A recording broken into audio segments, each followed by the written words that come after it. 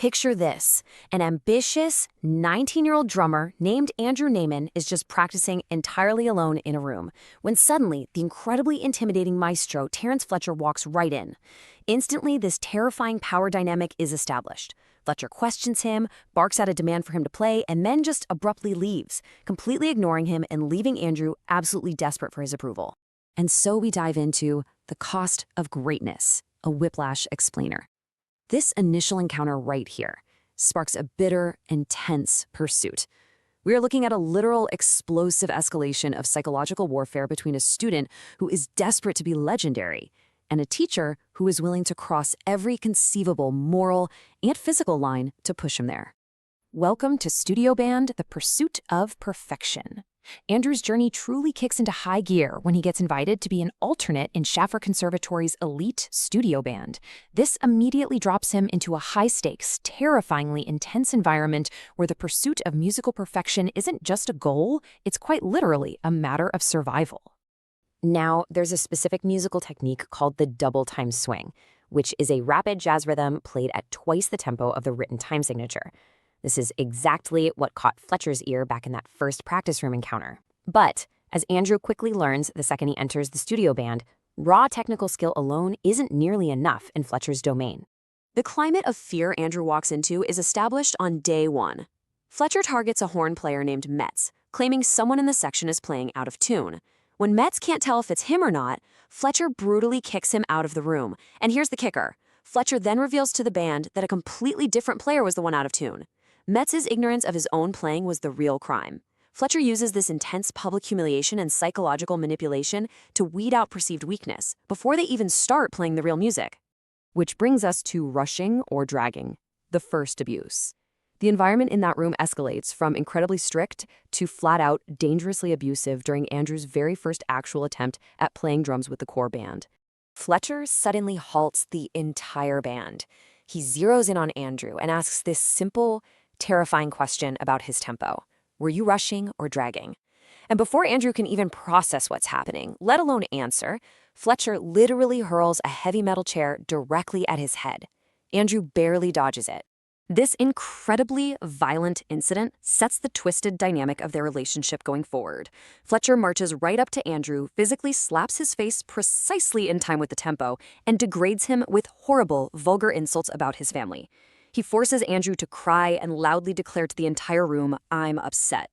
Andrew is completely, utterly broken down, yet he's entirely willing to endure this absolute humiliation if it means he can get closer to greatness.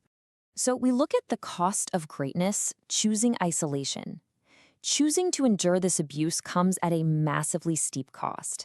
As the torment from Fletcher intensifies, so does Andrew's dark obsession, leading him to deliberately cut ties with the outside world. Just look at this uncomfortable family dinner scene. Andrew openly scoffs at his cousin's ordinary, everyday achievements, things like playing Division III football or leading Model UN. He delivers this absolute gut punch of a statement, showing just how deeply Fletcher's toxic mindset has infected his own worldview. He is entirely consumed by the idea that being remembered as a musical genius is literally the only thing that matters, no matter the cost. Month by month, we watch Andrew methodically strip away his own humanity. First, he steals the core drummer spot by successfully playing a concert from memory after the sheet music folder mysteriously goes missing. Next, as we just talked about, he alienates his family. Finally, he coldly dumps his girlfriend Nicole. He tells her straight to her face that she'll inevitably resent him because his absolute, unwavering dedication to drumming will leave zero room for her. He's totally convinced that pure isolation is his only path to becoming a legend. Now we're pushed to the breaking point. The obsession takes over. This profound isolation pushes Andrew right to the edge, culminating in a brutal, blood-soaked all-night rehearsal where Fletcher pits Andrew against two other drummers for that coveted core spot. Fletcher demands they play the incredibly complex piece Caravan at a blistering 330 beats per minute. He continuously cycles through the three drummers, Connolly, Tanner, and Andrew, just screaming at them, demanding faster and faster tempos. He pushes Andrew to drum until his hands literally bleed through his bandages, splashing blood all over the cymbals, just to finally earn the part back. Then comes the day of their next major competition, where Andrew completely loses his sanity. It's a disaster from the start. His bus breaks down. He rents a car but realizes at the venue he left his drumsticks back at the rental office. He races back, grabs the sticks, speeds toward the venue, and gets into a horrific, violent car crash. But instead of getting medical help, he literally crawls from the wreckage, runs to the stage covered in his own blood, and tries to play the concert. When his injuries cause him to drop his sticks and ruin the performance, Fletcher coldly tells him he's done. Andrew absolutely snaps, tackles Fletcher right there on stage, and gets expelled from Schaffer Conservatory. Following his expulsion, we step into Fletcher's dangerous philosophy, justifying the abuse. Andrew's world goes totally quiet. He actually gives up drumming entirely. That is until he's forced to confront Fletcher's philosophy head-on, when approached by lawyers representing the parents of Sean Casey, a former star student whom Fletcher had recently and tearfully claimed died in a tragic car crash. The lawyers reveal a terrifyingly dark truth. Sean Casey didn't die in a car accident at all. He hanged himself. They explain that Sean suffered from severe anxiety and depression that his parents directly linked to Fletcher's extreme psychological abuse. Understanding the sheer damage done, Andrew anonymously testifies against his former teacher, successfully getting Fletcher fired from the school. But months later, walking past a jazz club, Andrew stumbles into a bar and finds Fletcher playing the piano. Sitting over drinks, Fletcher figures out Andrew was the one who got him fired, but surprisingly, he isn't angry. Instead, he lays out his terrifyingly clear worldview. He explains that his job wasn't just to conduct, it was to push people far beyond what's expected. He tells the story of how jazz legend Charlie Parker only became great because drummer Joe Jones threw a cymbal at his head for making a mistake. Fletcher insists he never actually crossed a line because a true genius could never be discouraged by abuse. To him, good job are literally the two most harmful words in the English language because they just breed complacency. And that conversation sets up the JVC Festival climax, the final collision. Seemingly bearing the hatchet, Fletcher invites Andrew to play the drums for a professional band at the highly prestigious JVC Festival, casually mentioning that his current drummer just isn't cutting it. But the entire setup is the ultimate trap. Andrew is told they'll be playing familiar studio band charts that he knows by heart, like Whiplash and Caravan. But the reality? Andrew arrives on stage, sits at the kit, and as the performance begins, Fletcher cues a brand new piece called Upswinging. Andrew frantically searches his folder, but the sheet music isn't there.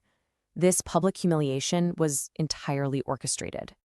As the crowd awkwardly waits, Fletcher calmly walks over to the drum kit, leans in, and whispers this incredibly chilling line. "You think I'm fucking stupid? I know it was you."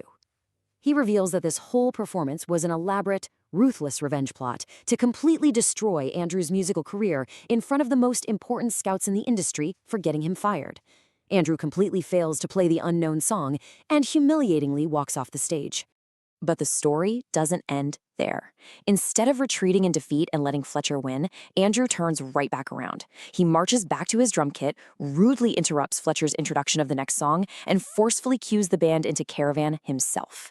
Defying Fletcher's furious, whispered threat to literally gouge his eyes out, Andrew takes complete control of the band. He plays a superhuman, breathtaking, extended drum solo that completely hijacks the concert, eventually forcing his abuser to finally follow his tempo.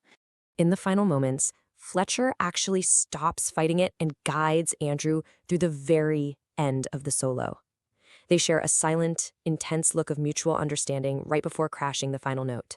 And it leaves us with this truly haunting question.